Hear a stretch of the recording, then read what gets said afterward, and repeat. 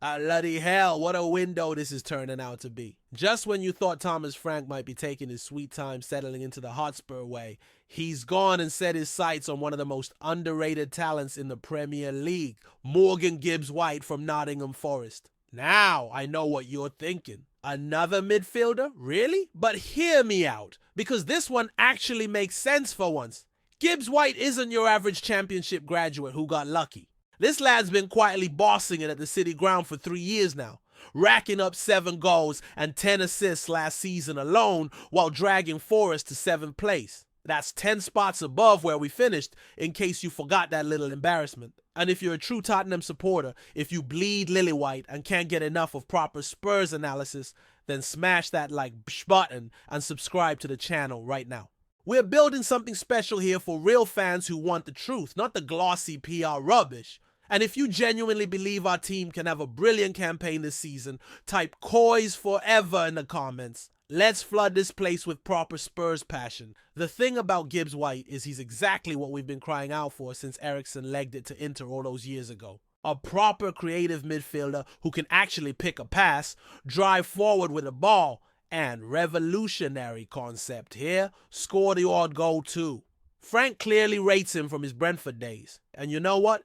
Maybe that's exactly the kind of continuity we need instead of another scattergun approach in the transfer market. What's got me genuinely excited is the timing of all this. We're not just throwing money at the wall anymore. There's actual thought behind these moves.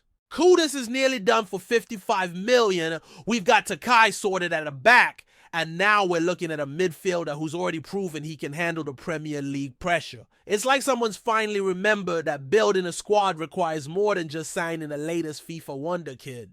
The best part? Champions League football is our ace in the hole here. Forest had a brilliant season. Fair play to them, but they're off to the Conference League while we're heading back to the big stage. For a 25-year-old who's just broken into the England setup, that's gotta be tempting. Plus, let's be honest, the money we can offer compared to what he's earning at Forest, it's not even close. But here's where it gets interesting for us tactical nerds. Frank's been using that 4-2-3-1 formation, and Gibbs White slots perfectly into that number 10 role. He's got the creativity to unlock stubborn defenses, the work rate to press from the front, and crucially, he's not afraid to take responsibility in big moments. Remember, this is a lad who's captained Forest on occasion. That's proper leadership material. Now I'll admit there's a small part of me wondering if we're getting ahead of ourselves again. Forest wants serious money for him. We're talking 40+ million minimum. And you know our history with expensive signings who don't quite work out. But the more I think about it, the more convinced I become that this is different. This isn't some flashy foreign import who might struggle with the physicality. This is a player who's already battling in the trenches week in, week out. The other clubs sniffing around should tell us everything we need to know. City were interested before they went for Cherki and Reinders.